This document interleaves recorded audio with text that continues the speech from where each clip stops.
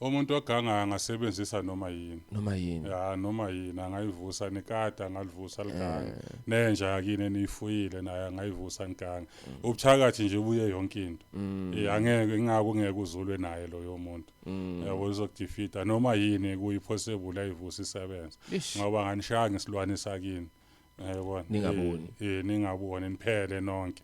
Niphele nonke ningithole sokulate. Yabona ikade mkhulu. Kunalento okuyaye kuthiwe kunento egutshelwe lapha ekhaya. And emothi yabheka uhlala ukhona akekho umuntu oke wafika. Angithi kati uma lizo ikhulula qala eligubha umgodi. Ngithi bese layikhulula bese liyagciba. Yabona. So bayalibamba ikati lakini bagxisha imithi.